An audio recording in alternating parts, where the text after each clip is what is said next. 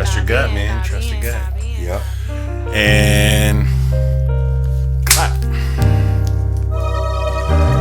Alright. Dude, you should have told me we were on air then. Nah, man. Gotta make it look natural. Check, check, check. How is it going, guys? Let me get my levels right. Check, check, check. Beautiful. Let me get a mic check from you. Check. Beautiful. We are back with ATP Around the Post podcast with Fig GPT in the building and your boy Jay. And this is going to be a good length episode. Yes. It's going to be a good length episode. A lot to discuss, a lot to digest. And we'll try to release all the highlights as snippets in case you can't sit through however long this episode is. Where do you want to start? Yes, there's been a lot of upsets. A lot of them have been the people that have come from the Olympics into hard courts. We will start with Sabalenka. She did lose in the quarterfinals or semifinals of the City Open, and then she had an early loss in Canada. Again, she did lose to Anna Samova, who did make it to the finals. Yeah. But Anna Samova has been struggling before this tournament, and she stepped it up. Yeah. What are your thoughts on the struggles of Sabalenka? Man, so first and foremost, this is episode 193. Sorry, guys. I was trying to get my little docket set up here. She didn't go to the Olympics either. Yeah.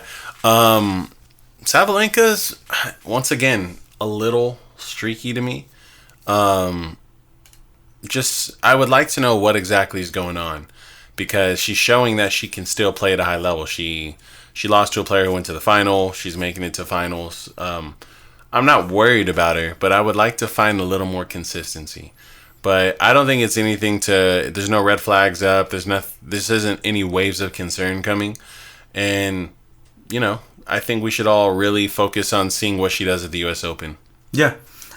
She did come off of the shoulder injury. Yeah. And she's still trying to find her way. So we'll see what happens at the U.S. Open for sure. That's where it really matters. But yeah, as I stated, all these people have been struggling. Fritz, Coco Gauff. We'll get to her in a bit. But Bob Bryan even said when Tiafoe and Shelton missed the Olympics that if it was their goal to peak at the U.S. Open, that, okay, go ahead and miss the Olympics. Yeah. So do you think Bob Bryan had a point? Because these people are struggling. The people that went to the Olympics. Not really. Honestly, not really. I think that the people who went to the Olympics went and participated in a moment. And I guess what I'm saying is the people who didn't go to the Olympics aren't necessarily out there just winning tournaments, and we won't be able to find out how they really peak until the U.S. Open begins. Then we could probably recap this and ask that question, because we saw Ben Shelton lose. Yeah, that's true. We see Tiafoe finding himself. Big win against Musetti. Yeah, so for me, Tiafoe might be the only one that I feel like is finding his form as he slowly gets closer to the U.S. Open. I think he made a good calculated decision. He just had found a little bit of momentum at Wimbledon, and he's slowly growing that. But almost everyone else, I almost feel indifferent about whether or not they would have went to the Olympics. Okay, maybe they're a little fatigued, or it could be the change in surface. But now we're going to get to Coco Gauff. She lost to Schneider, who did get a silver medal in doubles with Andreeva. So she beat her. She got her first top 10 victory. And again, Coco's been struggling, especially at the Olympics with the controversy with the call and all that. Do you think that it's a big deal that Gauff lost early in Toronto? No, I really don't. To me, she's one of the few players that if there's a little blip or a slip or a dip in her performance, I anticipate her still making quarters or semis of a tournament in the near future. So, not too worried. And to speak to your point earlier, she came from the Olympics. Right. So I'm not worried about Coco Gauff in that aspect at all. And I think that the loss is just a loss. It's as simple as that. And hopefully she's able to get back to her peak performance in time for the U.S. Open. Yes, that's fair. And again, Sneeder did win the doubles. Not win. I keep saying win. She won the silver medal in doubles. Yeah. So there could be an argument there that, well, she went to the Olympics and she's winning matches. Sneeder, that is. So now we're going to get to Anna Samova, who's, again, she's struggled for a couple of months now. She hasn't been able to find her footing and now made the final of Toronto. Her best result was the semifinals at the French Open. There was a lot of promise with her. She came up the junior ranking with Coco Gauff. She was beating her. And then her dad passed and she kind of stayed behind a little bit. But now she's having a surgence again. What are your thoughts on Anna Samova making the final? Good news. And I didn't see her final that she made, but this just tells me that maybe we have someone else who's kind of resurging and is going to make some noise. I'm curious. I'm curious to see if we have so many young players on the tour right now that are leading the pack. We're starting to forget that sometimes 28, 29-year-old players find their best form, and that some people just literally bloom late. These are real things. So I am curious who are going to be those late bloomers and who are going to be those people who become a threat that weren't really a threat before.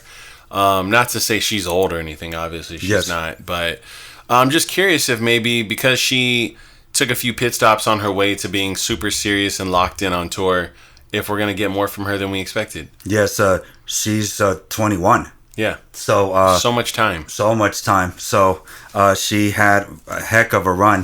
Beat Kasatkina in the second round. Kalinskaya. Sabalenka. Huge wins. Navarro, who's been on fire. Yeah. And then lost to Pegula. That's a crazy run. So that is a very impressive run. So now we are going to talk about Pegula.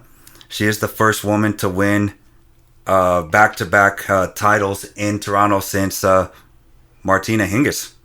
Nice. 99-2000. That's good for Pegula. That's good for her. Yes. Any thoughts on Pegula? Not really. To me, Pegula, we're all expecting a good year from Pegula this year. You know, it's kind of one of those things where after last year, all of us are expecting her to find form and do something special. And I think this is just kind of reinforcing that thought. You know, this is great for her. And I would like to see her really make a great run this U.S. Open. I think it's time, and I think she's capable. And, you know, if not her, who else was going to be a breakout run at the U.S. Open? I think she's a favorite to surprise people. Yes, if it's even a surprise anymore. Right. She needs to make some sort of run at a Grand Slam. She peaks in certain tournaments, but now it's time for her to get her footing in a Grand Slam. Yeah. She's won 17 wins. She has 17 wins in 19 matches in Toronto, which is second most ever, and Monica Seles have 18. She has 3 career WTA Masters 1000 titles, six titles overall. And the big stat here is this is the first final since 2001 that there have been 2 Americans in the Toronto final. That was Serena and Jennifer Capriati, who also had a big resurgence herself. Any thoughts there? That's pretty awesome. And it does speak to American women's tennis just being, they're like a hive. You know, they're a pretty big group in the top 100. They're doing well for themselves. And I think all of them are just on that cusp. You know, the elite WTA players are European women. And then American women seem to be the top 100 dominant, you know? So what can the women from America do to kind of cut through and really invade and take over some of that real estate at the top of the mountain? That's the real question. I think Pegula is one of those people. Obviously, Coco Gauff is one of those people. You know, and then, of course, we have a very long list of other candidates, you know, from America that are women that are threats, you know, and we're all just kind of waiting to see what they do. Yes, exactly. So now we're going to get to Naomi Osaka. Excuse me. She had to qualify to get into Cincinnati. This is the first time she's played a qualifier since 2018.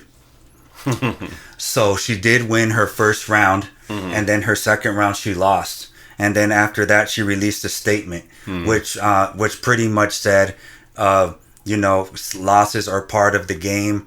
You're accustomed to that. But what made it interesting was she says she doesn't feel that she's inside her own body. So she said, yeah, I'm not inside my own body. I miss shots that I wouldn't miss before. I'm hitting slower than I normally would. But I'll figure it out, and I'll see you guys at the U.S. Open. What are your thoughts on that by Naomi Osaka, that statement?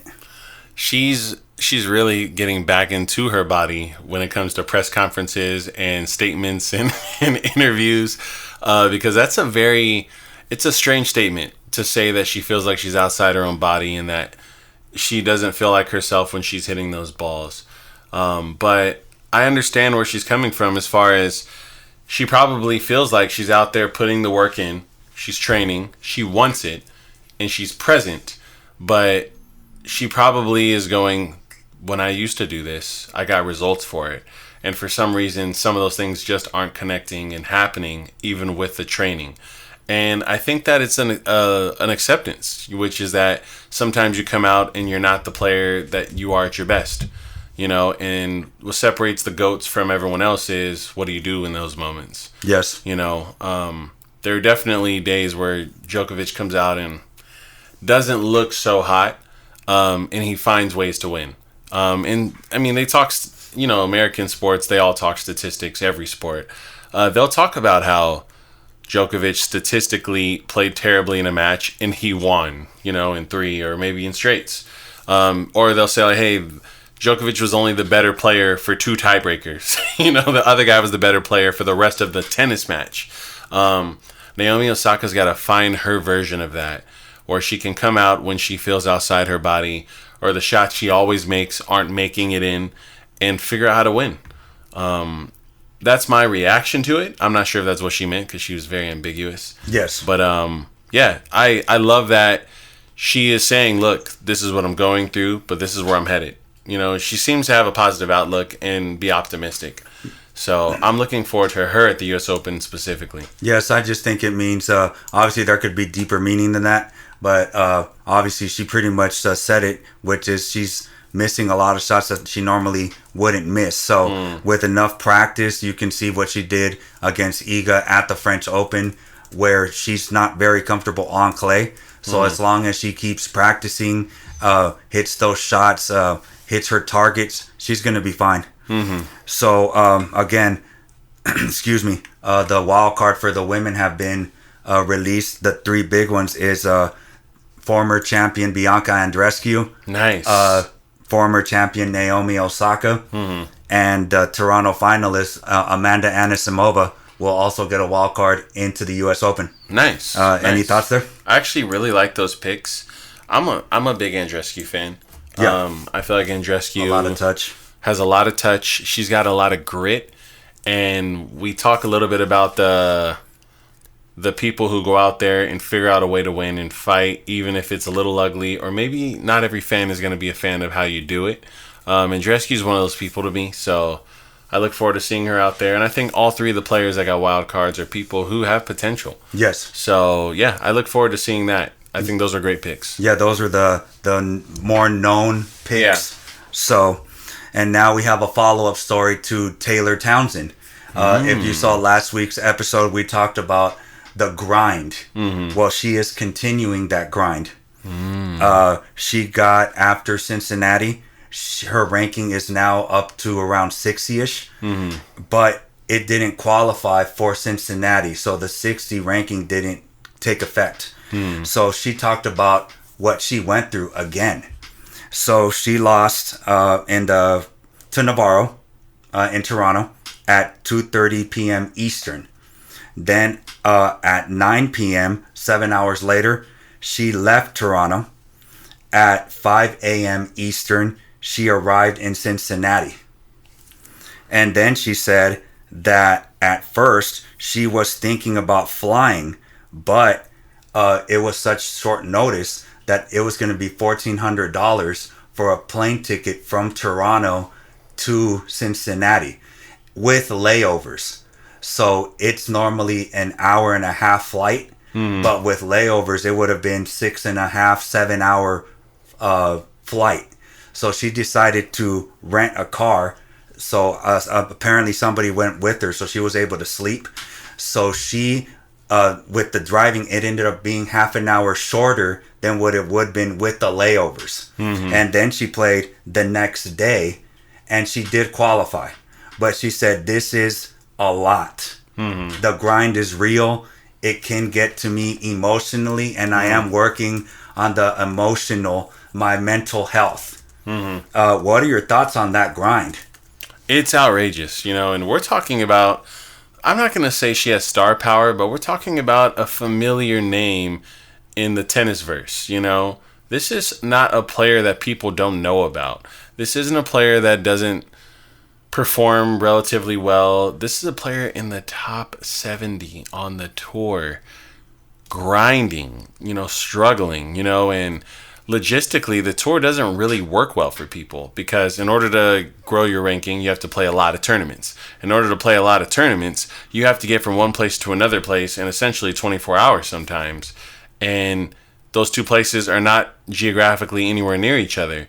So it's very unusual that the tour isn't recognizing this and admitting to needing reform. Yes. There's a lot of problems with it because, I've heard a lot of people say basically with the way the point system works and everything works now, essentially it makes it so it's extremely difficult to break into the top 100 and it's a lot easier to stay in the top 100.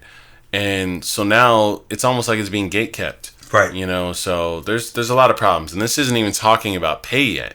This isn't talking about how much it costs to do all this stuff. We're just talking about logistics. Getting to the events well rested and being ready to play.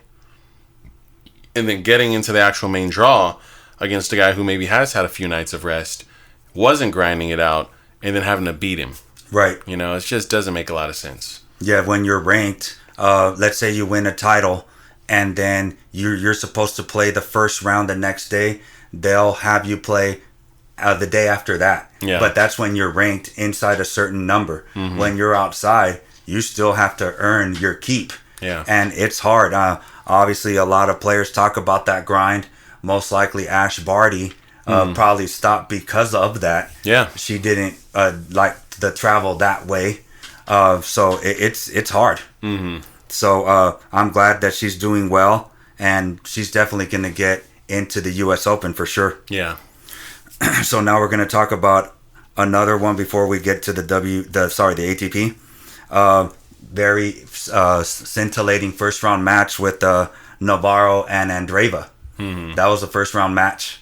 So that's how tough these Masters 1000s are. Andreeva again won the silver medal in doubles, and she beat Navarro in the first round. Wow. Any thoughts there? Keep an eye out. This isn't a crazy upset or anything. This was a good match. This is a tough match. So, it makes sense it happened. But you're right. This is definitely, to me, what you can react from this and say is Masters 1000s are highly competitive tournaments right into the first round. So, when these players win them, which we'll talk more about someone who won one later, it says a lot. There isn't a wide open coast through Masters 1000 draw anymore. There's just not. So congratulations to her for that first round win. That is an impressive win. Yes, and she did make the semifinals at the French Open as well. So that was a pretty big win as well. So now we're going to get to the ATP. Now, another person that's been struggling, Medvedev. He lost to Davidos Fokina in Montreal, and now lost to Leheshka, who hasn't even been playing. And this is the second match since Madrid where he got injured, Leheshka. Are you concerned for Medvedev? No, Medvedev was pretty transparent about the way his next month or two was going to go when he was on a press conference a while ago. And he said, look, I hate changing surfaces, and it does affect me, and all I can do is go out there and see what happens.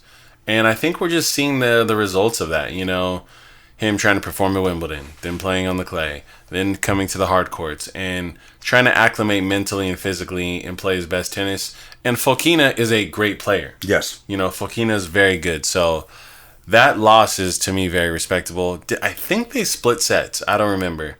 But I think they split sets. But either way, I think Medvedev's going to be fine. I think that he needs time, and I think him playing the Grand Slam 5 sets, he'll be able to find his rhythm, get used to the surface, be recharged, and we'll see a great run from him there. Yes. Fokina, that was his third top 5 win in Montreal, of his career in Montreal. So that was pretty big. Yeah. So now we're going to talk about a funny story, which was Jordan Thompson versus Zverev. Mm-hmm. So they were in a rally. Mm-hmm. His Thompson's hat fell. Mm-hmm. So he caught it and stopped play. Mm-hmm. Zverev kept playing and won the point, obviously. Mm-hmm. And then he goes up to the umpire and says, "Whoa, isn't there a retake?" And then he said, "I caught my hat. That's a hindrance." The umpire said, "You're hindering yourself?" Mm-hmm. And then he said, "So was I supposed to just let the cap fall to the ground?"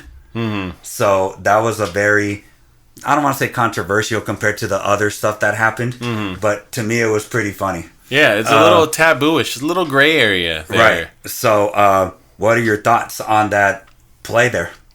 I do think he genuinely was just off reflex catching his hat and then thought he would get to replay the point.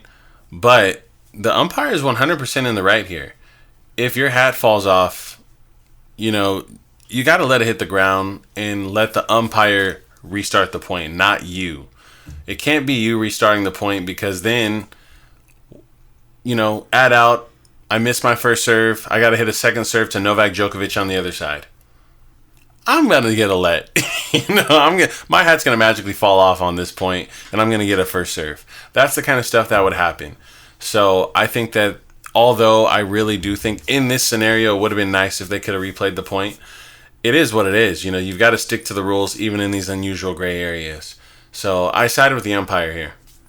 Yes, we're going to skip the other controversial part to get the Cincinnati and the Montreal thing together. Okay. So we're going to skip it. So now we're going to talk about Nishikori, who had a very good run in Canada. He beat Stefanos right after this. We'll talk about the Stefanos stuff. 6-4, 6-4. Mm-hmm. He's quarterfinalist. He's making a little run there. Any thoughts on Kei Nishikori? Yeah, he's actually been playing good tennis for a couple weeks now. And I noticed that Tennis TV and some of the platforms have been like, hey, in case you guys didn't know, this is what he's done before. And they showed some of his old highlights and stuff like that. And some of the younger fans are probably a little surprised. Kei Nishikori was not to be played with at one point. Yeah, he was solid. So, yeah, it's nice to see him having a quality run right now. Yeah, that was his first quarterfinal since the 2019 Rome. Yeah, that's big for him. So there's a resurgence there. But now we're going to get to I'm not saying that Nishikori wasn't big news, but the big news of that match was the drama between Stefanos Tsitsipas and his father. So they were in I don't want to say it was a crucial part of the match, but apparently the dad got under Stefanos' skin. So he pulled a Holger Rune Collins type thing to where he told his father to go to the very top of the stadium. And Kei Nishikori was about to serve. And he completely turned his back. And Kei, you can tell, what the heck is going on? He pretty much stopped the motion of his serve because he wasn't, Stefanos that is, wasn't on the line to return. And he waited until the dad got all the way to the top and then turned around. And then that's when the umpire gave him a time violation. So before I get to what was said, what are your thoughts on that? It is so much drama, so much unnecessary emotions flowing between an energy on the court and someone off the court. It just makes no sense to me. And this isn't a first-time thing for Stefanos Tsitsipas. So I I think it was disappointing. I think it was annoying. I did read a lot about what he was upset about, what happened. I don't know how much you're gonna dive into it, but I'll let you finish, and then I'll react a little more. Okay. So he reads, and he says, and it's an ATP Masters 1000 match. It's an important match. I need a coach that listens to me and tries to adjust. My father, in those sort of ways, hasn't been very smart at handling those situations. It's a really poor performance from my father, and it's not the first time it's happened. Mm-hmm. And then he went on, and then that's when he announced the split. And then he said, I'll just synopsis. He pretty much said, that wasn't the right thing to do. That's my father. I shouldn't have done that. And then that's when he said, I need him as a role as a father. Mm-hmm. And I don't really need to be barking at him in that manner. Mm-hmm. But the real speculation here is a couple of years ago, he hired Mark Philippoussis mm-hmm. and then got rid of him as soon as he lost in the U.S. Open and then rehired his dad. So now the people are trolling him and they're all, he's probably going to get his dad back real quick. Mm-hmm. That's not going to happen. What are your thoughts there? Yeah, I mean, he's childish. That's the best way to put it. He's are you comparing him with Holger Rune? I like Holger more, personally. As a player, and his interactions with his coaches seem less in front of the public. Okay. Bottom line, first and foremost, he went into press and had even more things to say about his father than the emotions that initially hit him on the court. And you would think, okay, once the emotions have ran through, you go to your press conference, maybe you can be a little more cool and respectful. And he was still disrespectful. Yeah. So I don't get it. I just don't understand why he's that way. They were talking about how he suggested string tension and this and that, and his father didn't do anything about it. And it sounds like he plays the blame game a lot, and Tsitsipas wants to rely on people to make him win. And at the end of the day, this is an individual sport. If you don't know how to win on your own, I don't think you'll ever find a coach who's going to be able to do it more than you can. Yeah. So he seems like he's relying on crutches too much, and he's not self-sufficient, and he's playing the blame game and projecting on people a lot. And at the end of the day, I don't know how good of a tennis coach his dad even is, but clearly he likes his dad as a tennis coach. Do you think that he's using that as an excuse to not go forward, maybe? For sure. I think there's a fear of not being as great as he possibly could, and he's projecting it on others. He's struggling with being able to do it by himself. He's struggling with projecting onto others if they're not doing it for him. And let's be honest here. Novak Djokovic just won a gold medal with no coach. Coaches are not the root source of success. Alcaraz made it to the final? Yeah. No coach. Obviously, he has a coach, but there was no coaching in that tournament, So, to me, it just seems like Tsitsipas needs to recalibrate and actually master the strategic and tactical part of the game more and enhance himself as an athlete and stop trying to solve the problem with another human body. I think it's something he's got to fix internally. Yeah. And he seems to want to do everything but that. And I think it's out of fear that maybe he doesn't know if he can. So you think it's for reals this time that he will definitely go with another coach and not his dad? He won't go back to his dad? So what I'm trying to say is this, to answer your question. Okay. I don't think a coach is the answer to the question he has. Okay. I think that he will probably try another coach, realize, wow, this coach isn't making me win all my matches either. And then maybe he'll think, man, I'll go back to my dad. Your dad is still the same guy as last time. And he'll quickly realize that something has to change within him as an athlete. He still has time. But if he doesn't make that change and look inward, he is going to continue to be reliant on people who are not responsible for making you win every match. He's going to be leaning in, waiting for words from people because he doesn't know how to make adjustments on the fly in very certain scenarios. And until he learns to trust himself and maybe just have someone else to consult his ideas, which is what a coach is there for. Coaches aren't supposed to spoon feed you the entire match. They're supposed to be someone you can have conference with to figure out what strategies are working for you that you came up with in this individual sport. So, yeah, Tsitsipas, I would love to see you figure that part out and mature more internally. Until you do that, I expect you to lose all your matches. Okay, that's end of discussion right there. All right, so now we're going to go with Novak Djokovic. He withdrew from Cincinnati. Were you surprised? No, not at all. You remember I told you I wouldn't be surprised if he just said, mission complete, game over. I got my gold medal, and took the rest of the year off. We're talking about Djokovic, right? Correct. Yeah. I think I mentioned this in 2 or 3 episodes ago where I was like, once he wins this gold medal, there's not anything left in this year that he needs to be present for and do. Obviously, he's going to play more tennis. He's going to be on the tour. He'll be active. But we're going to start seeing a lot less of the gritty, grindy marathon man Djokovic that's playing every tournament, popping up at 250s, trying to chase the points. The game's complete now. He's only going to go to the meaty, flavorful entrees. U.S. Open, Australian Open, World Tour Finals. And even then, maybe some of the slams he doesn't even go to if he doesn't feel perfect. And he'll focus more on longevity and mental health and a lot less on anything else. He'll go to Shanghai as well. Yeah. He does really well there as well, and they accept him really well as well. So, and again, he is the defending champion, but Alcaraz was in the final. So Alcaraz would have to win the tournament just to gain points. That's another strategic difference and probably why he's skipping it. Right, so it doesn't really matter too much.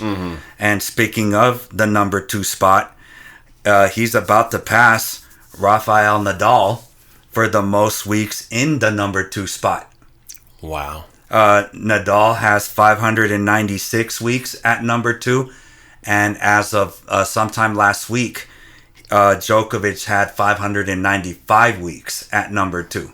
So another stat that he's about to pick up. Game's complete. What are your thoughts on that? Yeah.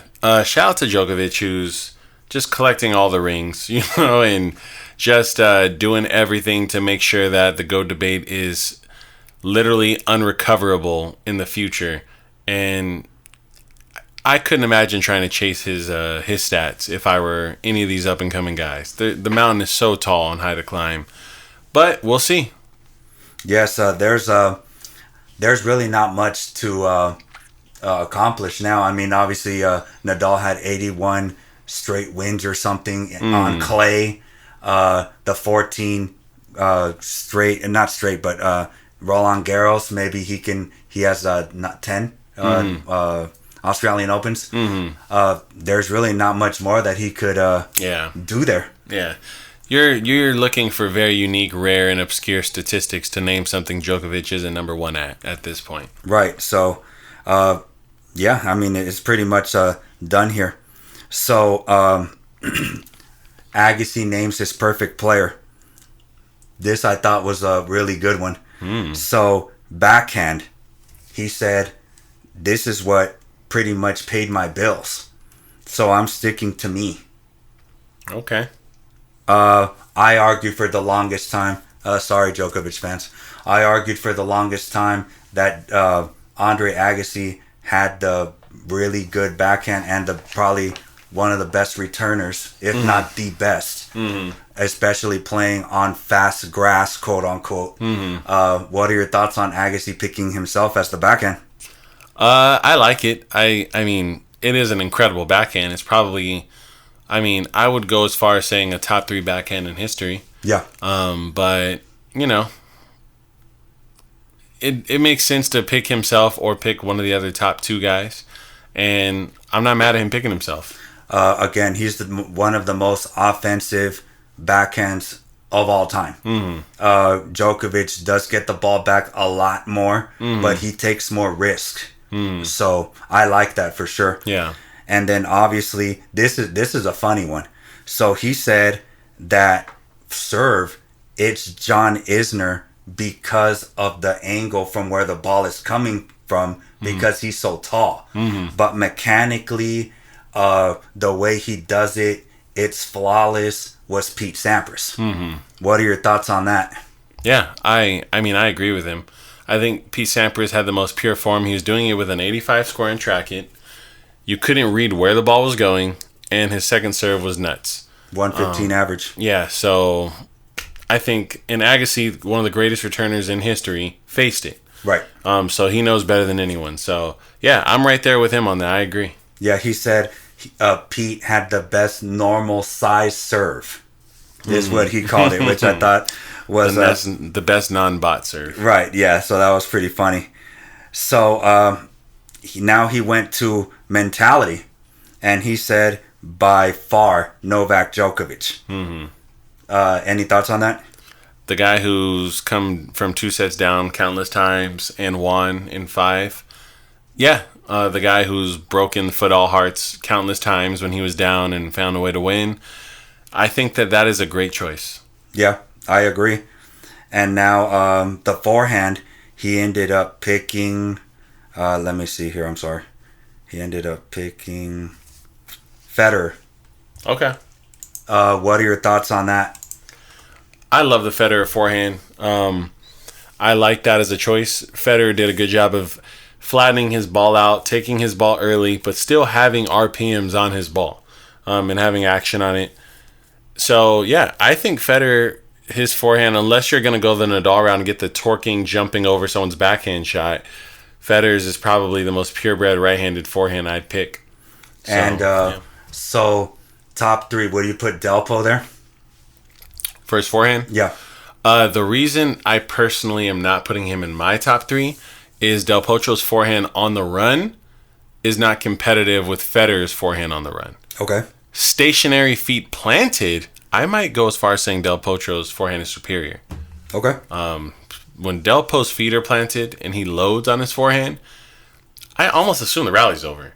You know, no matter where the ball is on the court. That's how good that ball is and how heavy it is. But yeah, I remember watching him playing against the big 3, and they would do a great job of never letting him settle and load.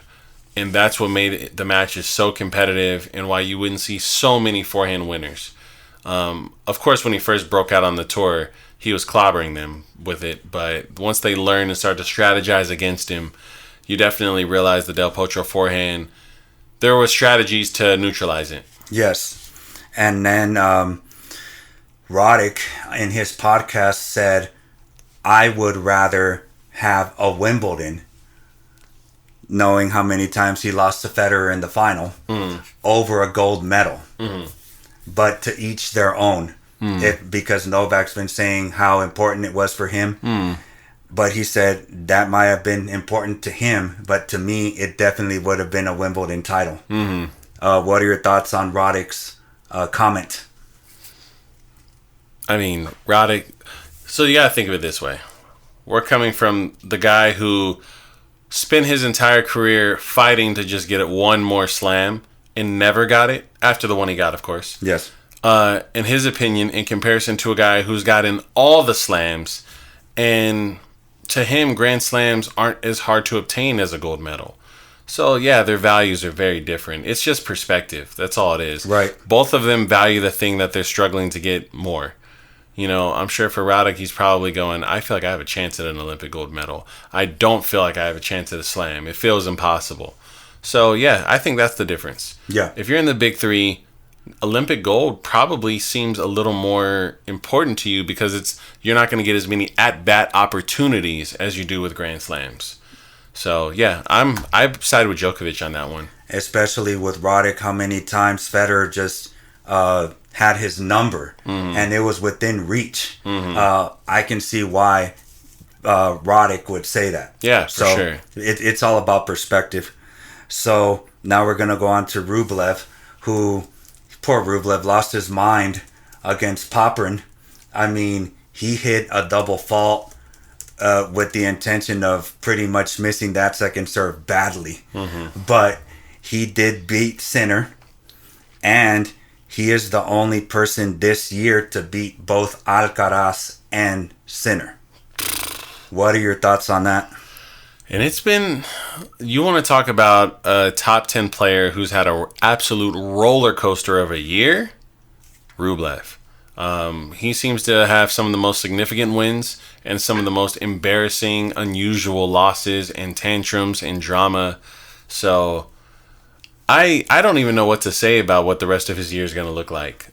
I don't know. I genuinely don't know. Yes.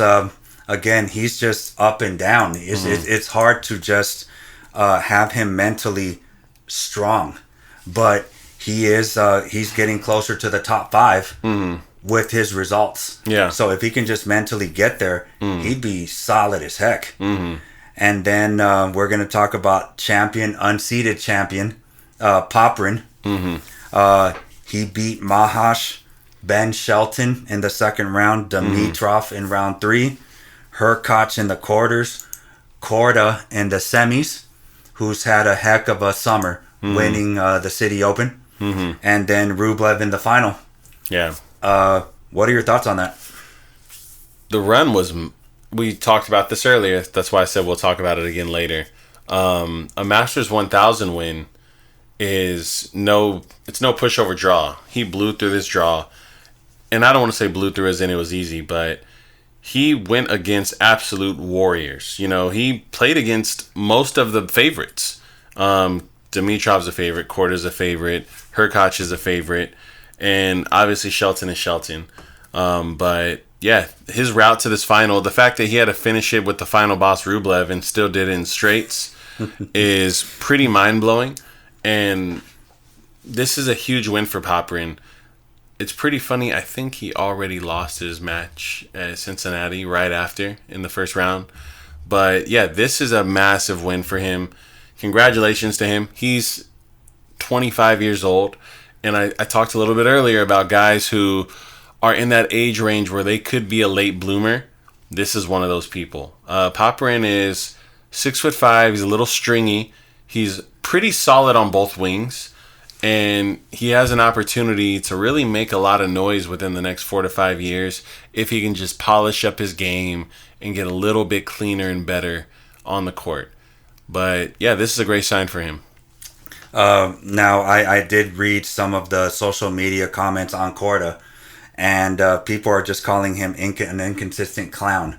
He did lose today to Carreño Busta, who has not had a great year at all. So they're saying he's just a clown, overhyped. They expect him to be the next American big thing, but he's not going to come through. Really? Yes. What are your thoughts on these comments on Korda? It's pretty lame. I don't think Korda has a huge spotlight on him. I don't think he's overhyped. Not at all, no. I don't think media discusses him very much. I feel like we're one of the few broadcast channels that suggest Korda has a future. Yeah. I don't really see anyone else doing it. And yeah, it sounds like the people saying that are unaware of the injuries and the history he's had on the tour. So I would say they're wrong. Yeah, I think they're wrong. You have to consider what we talked about Townsend. He just played, and then a couple days later, he plays again. And again, he won the City Open. Granted, it wasn't a big tournament, quote unquote, but Shelton, Tiafoe were there. So he has been playing a lot of tennis in the summer. So the people do have to take that into consideration. Yeah. So I think it's a little unfair, but people are going to say what they want to say. Yeah. So, excuse me. Okay, finishing on Popyrin. He is the first Australian since our boy Leighton Hewitt to win Indian Wells. He won Indian Wells in 2003. And now, 21 years later, an Australian won a Masters 1000. Yeah. You'd like to add anything? Yeah. It's funny to me because I thought that this statistic would belong to Dimonor or Nick Kyrgios or Thanasi, but Popyrin, he's the one who quenches the drought. Really? That's impressive to me. Especially Dimonor. I really thought Dimonor might pull it off, but it's great news for Australian tennis. But it's a little odd because it almost makes it sound like Australia hasn't been cranking out talented athletes when they really have. So a little surprising that it took this long. Right. They've been doing a good job with their athletes. And now the big movers in the ATP after Canada. We have James Duckworth going 13 spots to 67. We have Arnaldi going up 10 spots to 30. The overhyped American, quote unquote, reaching 15 in the world now. I don't think that's overhyped, by the way. Korda. Rublev almost reaching the top 5. He went 2 spots up to 6. And then, of course, the big push was Popyrin, 39 spots, almost reaching 20. Now he is now in the top 25. Nice. He is 23 in the world. What are your thoughts on those moves? Those are all significant moves, and I think that they actually are impactful. Korda being in that position is going to give him an opportunity to get a much better draw and a favorable draw at Grand Slams. Rublev, for me, I think that it's not going to be super impactful for him results-wise. I think that he's going to have to beat the top dogs the same way until he's four in the world. Being 8 through 5, to me, the competition level is so close together. It doesn't matter that much. He's still king of the quarters, If he wants to become king of the semis, I think he needs to be 4 in the world. Yeah. So that's what it'll take for that. But otherwise, yeah, Rublev, what's funny is his movement in these results to me don't really mean much because I haven't seen his game change in the way I think it needs to for him to beat the very top guys. So, yeah, I'm interested in what happens with him. Yes, and then the big first rounds were the serve bots, Ben Shelton and Opelka. And it went to 2 tiebreaks. And then the other big one was Berrettini and Holger Rune. I believe that went to 3, if I'm not mistaken. Holger Rune winning that one. What are your thoughts on those matches? Opelka is coming back. Yeah, I told you. Opelka, I know he had that embarrassing loss. I'm looking at the results here. I know he had that quote-unquote embarrassing loss, but I told you, and you told me, we agreed, he looked good. Right. Like, he looked like he was going to be playing some good tennis. So, yeah, I'm looking forward to him. I have high hopes for him. I think he will, at the very least, get back to doing what he was doing. And the real question is, what is his ceiling? What is the ceiling of Riley Opelka? How far along and how high up can he go? Yeah. And will he be able to stay healthy while doing it? Exactly. So that's my question for him. And you still don't want to see this serve bot at all. If he breaks you once, it's going to be hard to break him. Mm-hmm. So that's just a monster. Whoever draws him, a seeded player. Yeah. So now we're going to get to the controversies now. We talked about the silly hat thing, but now we're going to talk about the electronic line calls. So we're going to start in Canada. Francis Tiafoe was playing against Taballo. It was the 10th game. It was 30-all. Francis Taballo hit a ball that was clearly out. It took about 6-7 shots for the person that was controlling the Hawkeye to tell Leilani, hey, it was out. Mm-hmm. And then Leilani said, I'm sorry, 7 shots, that's way too late. So instead of giving the point to Tiafoe, they got to replay the point, and then Taballo steals the set. Controversy. But here's the thing. Leilani said that it was a malfunction from the system. Mm-hmm. So he lied. Mm-hmm. It wasn't. He was called and said, hey, that ball was out, but he lied about the malfunction. Mm-hmm. What are your thoughts on both of those instances? It just seems messy. And I think that these umpires need to understand a code, and we need to retrain some of these umpires to understand how to integrate these new tools and resources into the way they run a match. It seems like they're just going off their best judgment, and it's not always the best, Yeah, before this incident happened in Cincinnati, this was a big deal. Mm-hmm. And what are you going to go with? Line judges, electronic Hawkeyes, chair umpires are just not doing their jobs. Yeah. They're just thinking, you know what? The Hawkeye is doing the call, so I'm not in it. Mm-hmm. So what's the point of having a line judge? I mean, a chair umpire. Mm-hmm. You know, it's pretty ridiculous. Excuse me. The same thing happened in the Taylor Fritz match with Nakashima. 5 to 6 balls later, the ball was way out, and Fritz, they ended up replaying the point again, and clearly he should have just won that point. And then Fritz walked up to the guy and said, "Hey, what's going on?" The chair umpire told him, "If you would have stopped play, you would have won that point." And then he said, "That's what we have Hawkeye for. What do I need to stop play for?" And then he said, "I did. You can tell that I actually stopped, but since you didn't say anything, I can't stop playing the point." Yeah. And then he said, "Well, it's 6-7 shots too late." What are your thoughts on that? Yeah, it just makes no sense to me. You know, if the resources aren't working correctly, something needs to be done. If umpires aren't going to collaborate with the resources, what are they doing while they watch these points? You know, what are you up to? What are you observing when a ball's clearly out? You know, so yeah, I blame the umpire here. I do. For sure. I blame the umpire here, and I'm also a little curious about how these machines are making these mistakes. What's going on? So a little bit of mystery there. Yeah, apparently there's a person managing those machines. So yeah, there you go. Somebody needs to get a write-up or corrective action or something. Something needs to happen. Yes, there's big drama here.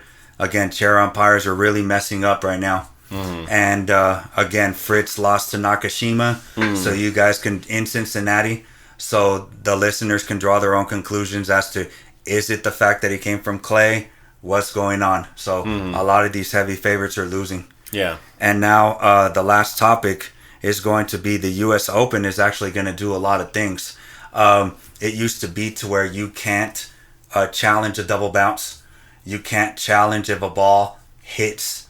Do you remember that crazy point? I believe it was Tiafo in, I believe it was in Canada, that he hit the pole and then he couldn't challenge it.